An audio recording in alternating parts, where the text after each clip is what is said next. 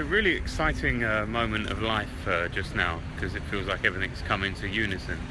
Like taking a couple of years at your own personal university and then coming out and making your dream job happen, you know? Needless to say, now I can produce the shit ton of podcasts and exciting interviews and just wicked stuff out on the streets in Manhattan. It feels good, feels like everything's come together. Just kicked all the demons, feel fit, all the injuries are gone, stopped drinking, don't smoke.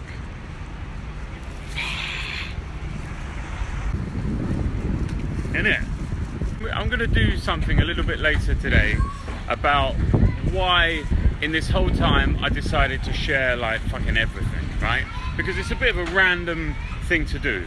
And the main reason is that I felt I had a sort of a rare opportunity to be in a position of building something from scratch without having that usual fear of whether it was going to work out or not, or whether I was going to succeed at whatever I was going to end up doing, which I didn't know what it was. And it felt like that's such a rare thing, because no one does it, because you can't. Like, if you'd asked me to have done that in property, I would have said fuck off, because I didn't know whether I was going to make a complete arse of myself and fail in the city and run back to the countryside. This time I said, well, because I was on the journey anyway and it seemed appropriate, I just said do it.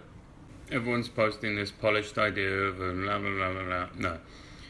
You know, the reason I talk about shame and guilt and envy and all of these things will be revealed much later or through the process, if they're not being revealed already, but they will. Once you've done something at a certain level, you can't not do that at the same level somewhere else. So on that basis, why not share the uncertainty, the fears, the swings, the frustrations, the anger, all of the journey in sort of coming home to self? Why not? Why? And nothing against working in McDonald's, but I wasn't going to end up there. It wasn't going to have been like I just had this one-off fortunate career that, this one role I'd be able to have, but outside of that industry I was, bin man territory. And that pisses me off more than anything when I talk with a lot of friends, and a lot along the journey as well. Cat's trying to eat the deli toast. If I had a pound for every time I heard the phrase, but how are you going to find another career that's going to pay as well as real estate? What about your lifestyle? What about your fuck? Just fuck off and, stay in your miserable life pinned by a set of preconceptions.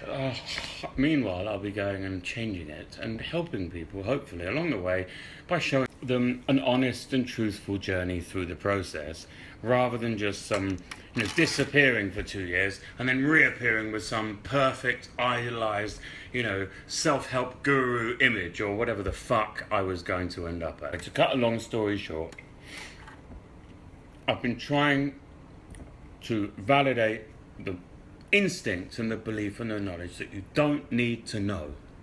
And if you've done something brilliant already, that's all you need. And you know what? I don't even like that last bit, because it's kind of excluding. What if you don't feel like you've done something brilliant already? I've actually got an answer for that. It's shame, guilt, envy, and fear.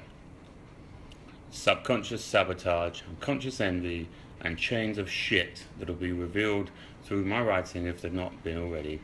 But you'll find them there if you've chronically underachieved, or if you've sabotaged your life through perfectionism, addiction, approval addiction, all of this crap, drugs, alcohol, anything, militant lethargy and apathy, any of that. If you've not achieved things for any of those reasons, I can almost, mark my words, Sonny Jim, it comes down to that sort of story. Subconscious sabotage, unconscious envy, chains of betrayal, which you can grieve, overcome, change, and redivert the passage of your existence. Ain't that a treat?